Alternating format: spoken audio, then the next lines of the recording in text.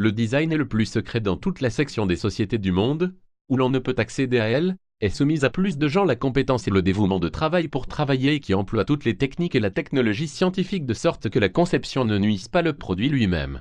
Dans cette section, nous allons mettre la lumière sur la façon dont les trous sont placés et pourquoi, et ils ne jouent aucun rôle dans la sécurité de l'utilisateur, et aussi pour les choses supplémentaires pour des produits utilisés tous les jours, mais ne paient pas du tout attention à leur conception. Tout d'abord, les stylos. Avez-vous demandé un jour l'utilité de trous dans un des côtés des stylos à encre?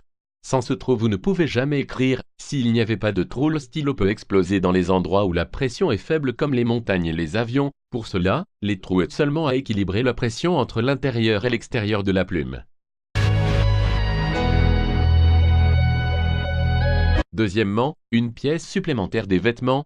Beaucoup de gens croient que la pièce supplémentaire des vêtements utilisée pour fermer la déchirure d'un pantalon ou d'une chemise, mais la raison développée avec un produit complètement différent, ils sont placés pour être lavés afin de savoir comment le produit interagit avec le produit de nettoyage.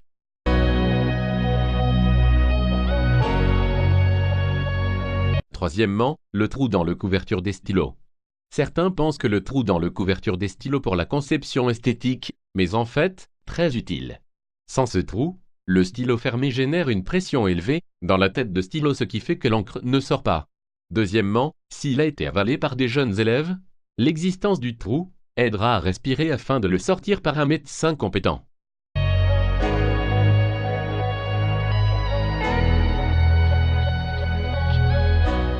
Quatrièmement, petit trou dans la serrure. Il semble que l'on ne va pas terminer de parler sur les avantages des trous.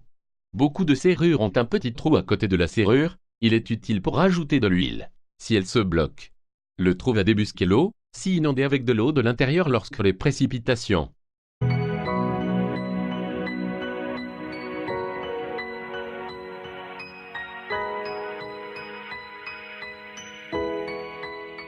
Cinquièmement, bouchon de soda gazeux.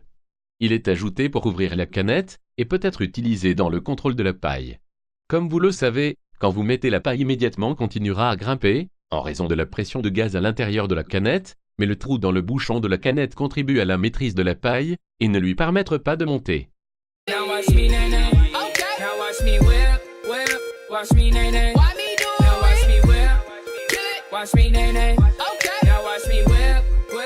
Watch me